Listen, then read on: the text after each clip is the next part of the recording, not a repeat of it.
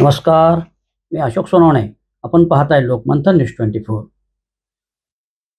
महाराष्ट्राच्या सार्वजनिक बांधकाम खात्याचा इतिहास हा नवीन नाही. भ्रष्ट अधिकाऱ्यांच्या बाबतीमध्ये अनेक वेळेला तक्रारी झाल्या, संबंधित अधिकाऱ्यांवरती गुन्हे दाखल झाले, संबंधित अधिकाऱ्यांना अटक झाली, काही अँटी करप्शनच्या जाळ्यामध्ये गुंतली, एसीबीच्या जाळ्यामध्ये गुंतलेल्या असताना कोट्यावधी रुपयाच्या मालमत्ता यांच्या सापडल्या. असे अनेक किस्से सार्वजनिक बांधकाम खात्याचे आहेत. त्यात परवाची घटना आहे की या राज्यामध्ये सार्वजनिक बांधकाम खात्याच्या मुख्य अभियंत्यांच्या अनेक जागा खाली आहेत. पदोन्नतीचा 8 लोकांचा जो आकडा होता त्यातील फक्त 5च महिला अधिकाऱ्यांची पदोन्नती झाली.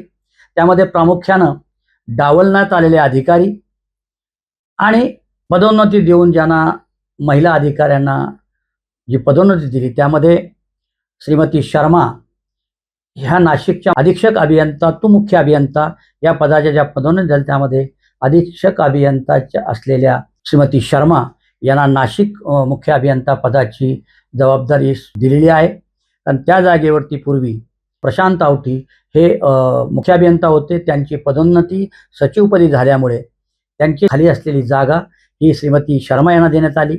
शर्मा यांनी त्याच मुख्य अभियंत्याच्या कार्यालयामध्ये नाशिकच्या अधीक्षक अभियंता म्हणून कामकाज पाहिलेलं आहे. त्या कामकाजाचा त्यांना अनुभव आहे.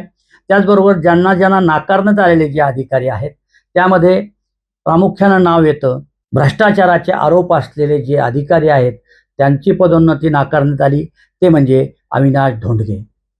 त्याचबरोबर मुख्य अभियंतापदी ज्यांची नियुक्ती व्हायला गरजेचं होतं ते नवले आणि कर्तव्यदक्ष असलेले एक अधिकारी अजून आहेत.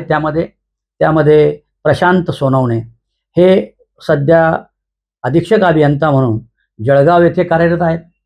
त्यांची पदोन्नती होणं हे गरजेचं होतं. भ्रष्टाचाराचे आरोप असलेले त्यांच्या न्यायालयीन बाबी ज्या न्यायालयीन तक्रारी चालू आहेत त्या अधिकाऱ्यांची पदोन्नती थांबली.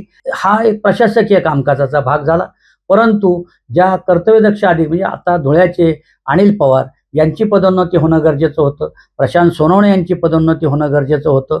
आणि माझ्या माहितीनुसार ज्या काही 8 लोकांच्या पदोन्नती होणं गरजेचं होतं त्यामध्ये ज्यांच्यावरती आरोप आहेत त्यांची पदोन्नती नाकारण्यात आली ती ठीक आहे. परंतु ज्यांच्या होणं आजही काही मुख्य अभियंता कार्यालय खाली आहेत म्हणजे तिथे रिक्त जागा आहेत त्या जागेवरती अधिकारी येणं गरजेचं आहे.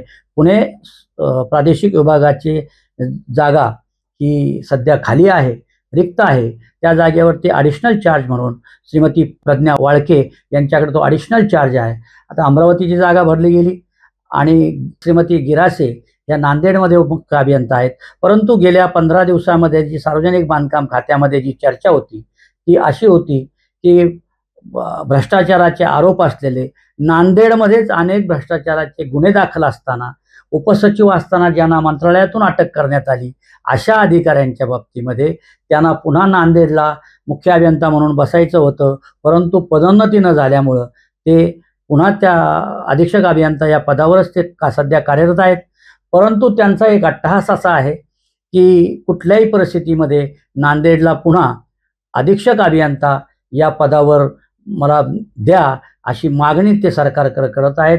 परंतु शिवेंद्रराजे भोसले हे अतिशय कर्तव्यदक्ष असलेले या राज्याचे सार्वजनिक बांधकाम मंत्री धोंडगेसारख्या अधिकाऱ्याची जेवढ्या भ्रष्टाचारात तक्रारी आहेत न्यायालयात चालू आहेत किंवा ज्या प्रकरणामध्ये प्रशासकीय यंत्रणेची राज्य सरकारकडून चौकशी चालू आहे याच्यामध्ये अवर सचिव श्रीमती भालकर यांनी जे काही आरोप यांच्याकडे ज्या काही फाईल चौकशीसाठी आहेत त्याची तपासणी शिवेंद्रराजे भोसले, अतिरिक्त सचिव मिलिंदजी म्हैसकर यांनी व राज्याचे सार्वजनिक बांधकाम खात्याचे असलेले सचिव शरद राजभोज आणि आबासाहेब नागरगोजे यांनी धोंडगे यांच्या सर्वच चौकशी फाईलची चौकशी करावी. तदनंतरच त्यांना पदोन्नतीचा विचार व्हावा.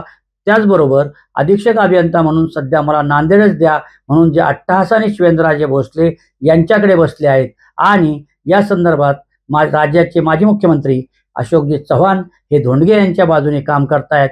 म्हणजे धोंडगे च्या भ्रष्टाचाराला अशोक चव्हाणांची तर साथ नाही ना, असं म्हणावं लागेल. नमस्कार, जय हिंद, जय महाराष्ट्र.